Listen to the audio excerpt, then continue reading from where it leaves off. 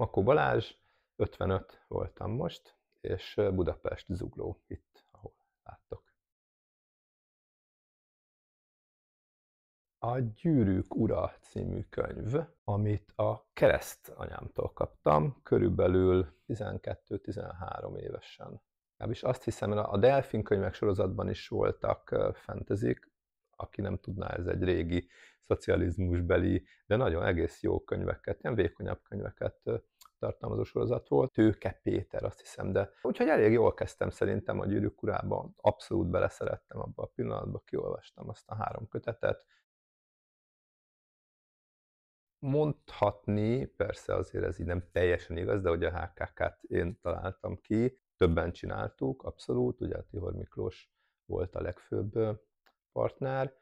Maga az az ötlet, hogy legyen egy magyar nyelvű gyűjtögetős kártyajáték, még a TCG szót akkor nem nagyon ismertük, az nyilván a Beholderben is fölmerült, de konkrétan nekem jutott eszembe az, hogy ez legyen, hogy csináljunk egy ilyet, miután a Magic the Gathering-gel játszottunk, és én már kitaláltam egy játék alapot, feleségemmel, Katival rakosgattuk, tesztelgettük, és mentem oda a Tihor Miklóshoz, aki a Beholder BT-nek volt a főnöke, és én ismertem, és már ők csinálták akkor a túllőkföldjét, hogy milyen klassz lenne, hogyha csinálnánk egy magyar nyelvű túllőkföldjéhez kapcsolódó, és a Magic-nek a szerintünk nagy hibáit elkerülő gyűjtögetős kártyát, és ekkora jópofa dolog lenne ez.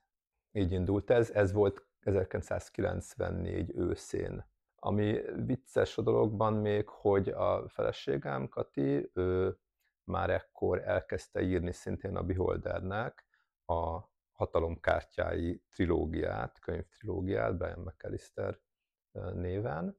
Ebből jött a név is egyébként. Tehát előbb volt meg az, hogy a könyvben kártyák vannak, már akkor gondoltuk, hogy akarnánk ezt csinálni, és akkor már meglett a név, hogy Hatalomkártyái trilógia, és ebből lett a Hatalomkártyái kártyajáték, amit én egy kicsit mindig felhúztam a szemöldökemet, mert hogy szóismétlés, de nem baj, nem meglepő módon nem is nagyon szokták ezt így végigmondani az emberek, hanem csak HKK, vagy mesekártya, vagy bármilyen néven emlegetik. Ha korrektül akarom mondani, akkor társszerző, kitalálója vagyok a játéknak, és onnantól kezdve egészen 2020 szeptember-októberig végig fejlesztettük, lapokat találtam ki, a készítésnek a játék részével foglalkoztam. Nekem mindig volt emellett egy 8 órás állandó munkám, szóval ez ilyen hobbi, munka, félállás, hát azért időben azért elég sokat foglalkoztam vele.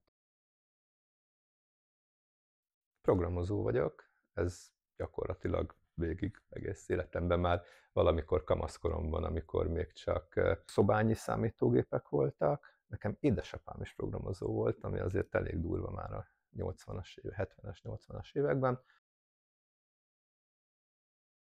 Nagyon-nagyon sok lapot találtam ki, és nagyon sokat, gyakorlatilag mindent szerettem, amiről úgy éreztem, hogy jó pofa, meg ki van balanszolva. Talán amihez így a legjobban kötődöm, vagy az a gomak megsemmisítő pillantása, ami ugye a gomak az a Makó G-nek a anagrammája. Valamennyire Gergővel együtt találtuk ki.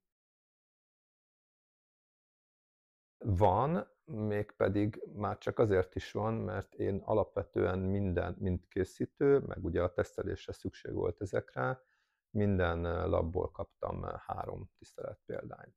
A legértékesebb szerintem az a bajnok manifestációból, nincsen meg minden kiadásból mindenféle, de van néhány. Mostanra úgy van, hogy inkább egy lapokat tartok meg emlékbe mindenből, és a többit azt pedig átengedem, nem ingyen, átengedem azoknak, akiknek ez nagyobb dolog. Egy kedvenc nincsen, több kedvenc van. Nagyon szerettem Zelenák Anikót, és nagyon-nagyon-nagyon fájlaltam, amikor ő elment.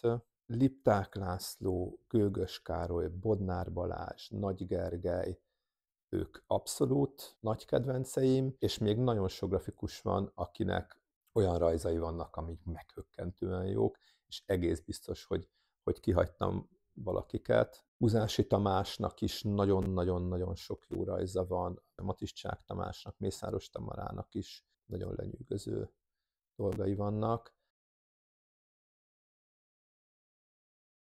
Hű, hát ezen mindig még gondolkodtunk, hogy mennyien is lehetnek, és azt hiszem, hogy sose sikerült igazán pontosan felderíteni. Ugye az egyik dolog, amiből próbáltunk kiindulni, az a HS, meg még azon kívül mennyi embert szoktunk látni a versenyeken. Ugye a beholderes rendelésekből is lehetett össze rakosgatni. Hát, hogyha tippelnem kéne, de én azt mondanám, hogy egy 200-300 ember.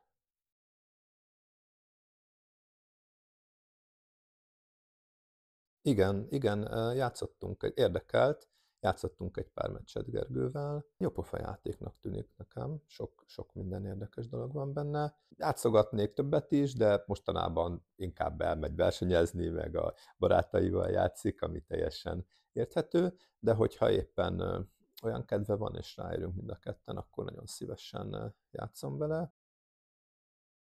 Az alapválasz az, hogy nincsen, mert mindegyiket ugyanúgy szerettem, és ugyanúgy kellett is, hogy szeressem, mert benne volt a szívünk, lelkünk mindig. Tehát amikor egy kiegészítőt megcsináltunk, lezártunk ugye a Miklossal, akkor nekem sosem volt olyan érzésem, hogy ez nem olyan jó.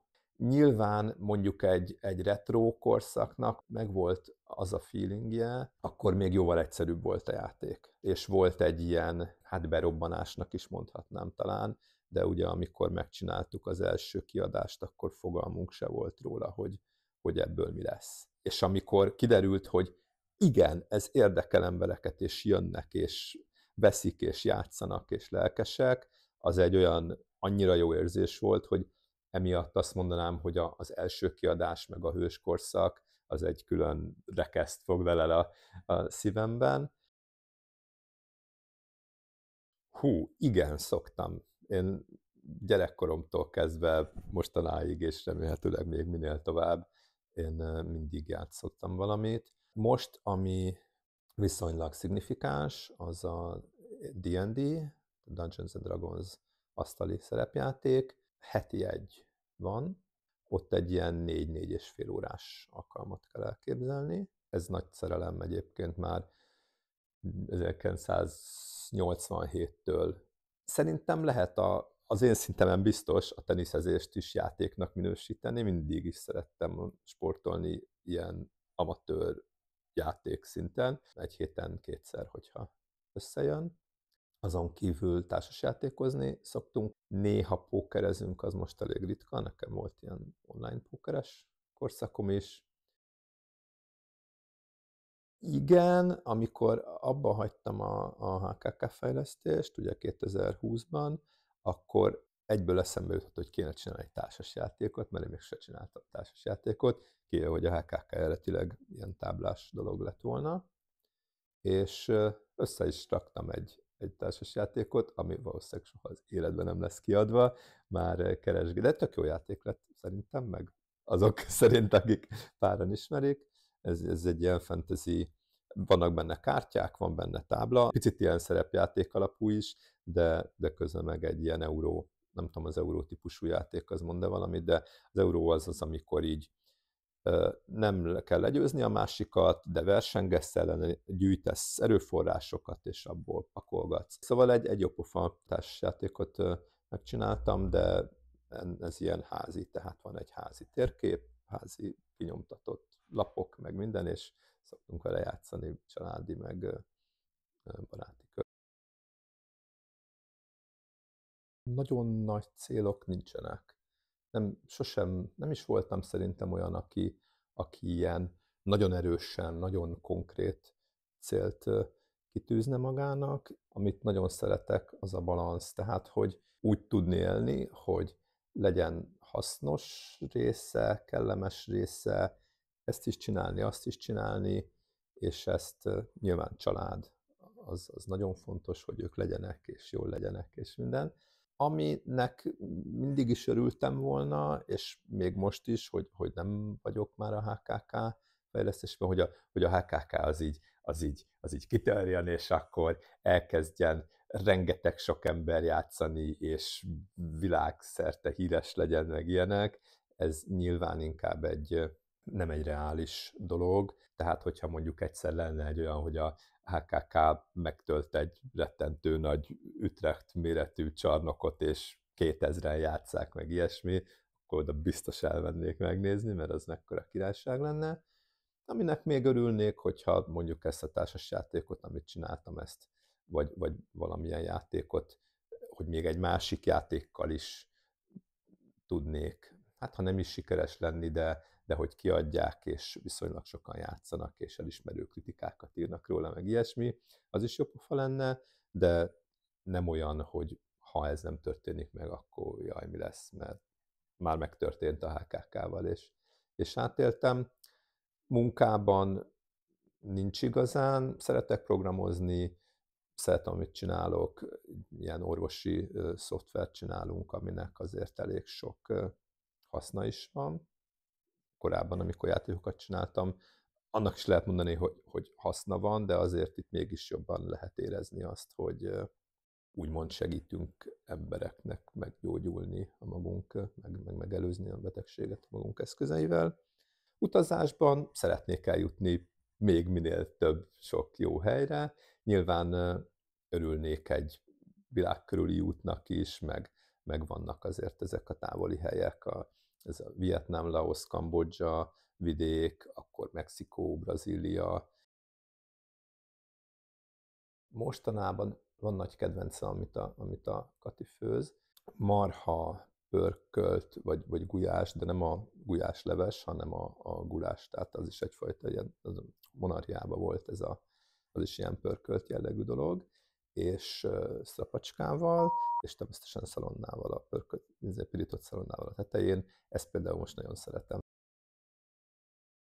A középkor versenyeken minden hónapban, például most december, azt hiszem, hogy vasárnap ott lesz a következő középkor, úgyhogy a középkoros versenyeken, amiket a Báder Matyi szervez már egy ideje, ott stabil bíró vagyok, leginkább ott.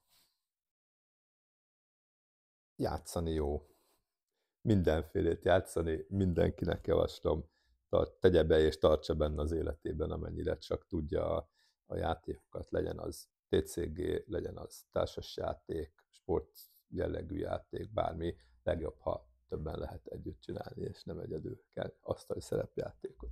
Ezeket mind nagyon ajánlom mindenkinek, jobb lesz az életetek tőle.